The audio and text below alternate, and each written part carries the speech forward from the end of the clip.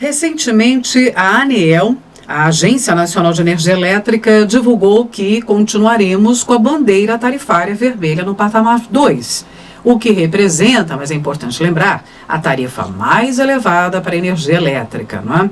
Segundo a ANEEL, isso deve-se à manutenção das condições hidrológicas desfavoráveis e à tendência de redução do nível de armazenamento dos principais reservatórios do Sistema Interligado Nacional. Agora, qual seria a solução, né, para essa situação que tem sido, inclusive, recorrente?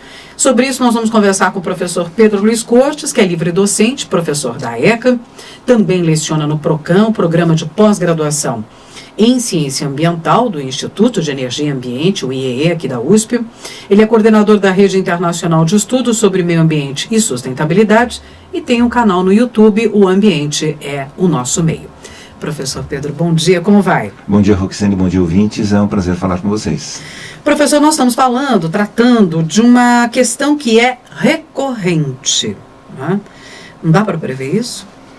Dá para prever, mas infelizmente a gente não consegue negociar com o clima. Nosso sistema ele é altamente dependente das condições climáticas, né? Nosso sistema de geração ele foi desenvolvido com base na geração hidrelétrica, com a construção de grandes reservatórios ao longo do século passado. Com a geração hidrelétrica, como a geração é altamente dependente das condições climáticas, foi prevista a utilização de usinas termoelétricas para compensar a ausência de chuvas durante períodos de estiagem. E originalmente esse uso das termoelétricas seria eventual, caso o nível de alguns reservatórios estivesse muito baixo, e um uso temporário, né, durante no máximo 3 meses ao longo do ano. Entretanto, desde a ocorrência do apagão, no início deste século, o uso das termoelétricas tem sido muito mais intenso, pois a geração hidrelétrica não tem conseguido acompanhar o crescimento da demanda. Então, aquelas usinas que eram as termoelétricas, que originalmente tinham uma previsão de uso de apenas alguns meses ao longo do ano, elas passaram a ser utilizadas constantemente. Né? Então, sim. E há uma dificuldade em licenciar novas hidrelétricas, pois os novos projetos têm se concentrado principalmente na região norte, especialmente na Amazônia. E desde meados do ano passado, estamos enfrentando uma redução no volume de chuvas na região sudeste e na região central do país. Então, vários reservatórios importantes têm ficado com nível abaixo do esperado, levando a um aumento da geração, do uso, né, da geração termoelétrica.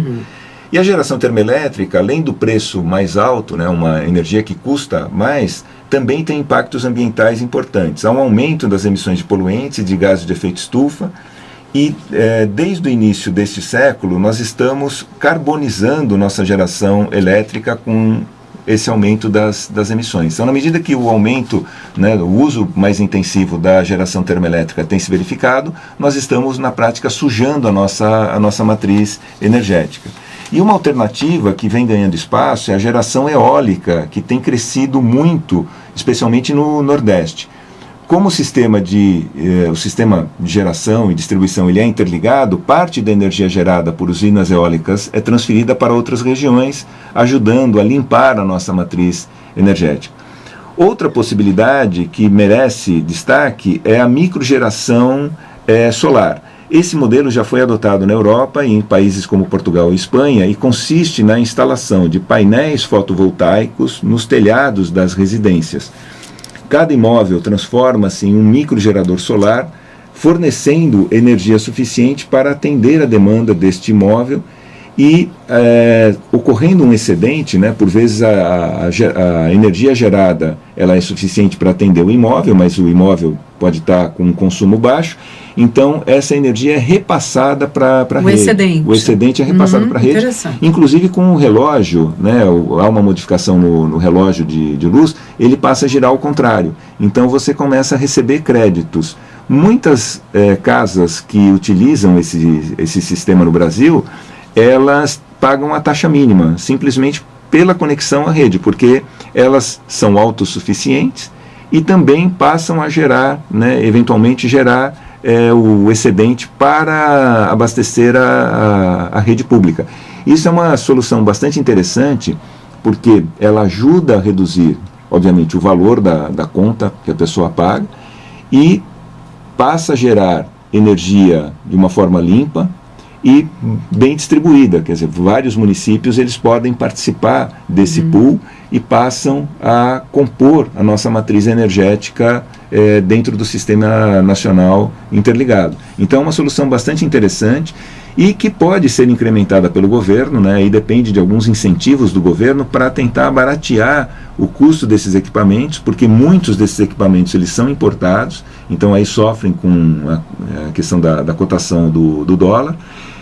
Recentemente isso foi normatizado, ou seja, como é que essa operação ela pode ser feita, ou seja, o microgerador, como é que ele pode contribuir, né, para geração na rede, e é uma coisa que, dependendo do custo, esse investimento ele pode ser amortizado em questão de 4 anos, 4, 5 anos. Então ele fica bem atrativo, porque você vai ter um equipamento, né, a geração fotovoltaica, que vai durar aí muitos anos, e a partir desse período onde o investimento inicial ele é pago, né, com a economia, você passa a ter basicamente um lucro com essa microgeração.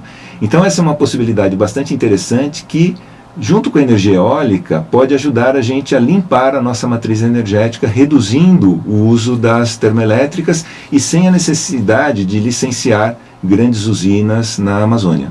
Quer dizer, são soluções e alternativas existem, né? Elas estão disponíveis. Elas estão aí, no caso ali dos painéis.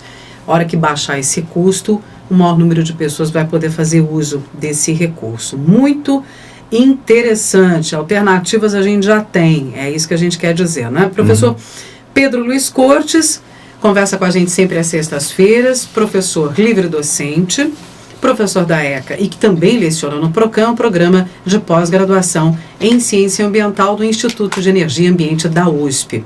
Ele tem inclusive um canal no YouTube, O Ambiente é o Nosso Meio. Professor, muito obrigada pelos esclarecimentos e até a próxima semana. Até a próxima semana, bom dia a todos.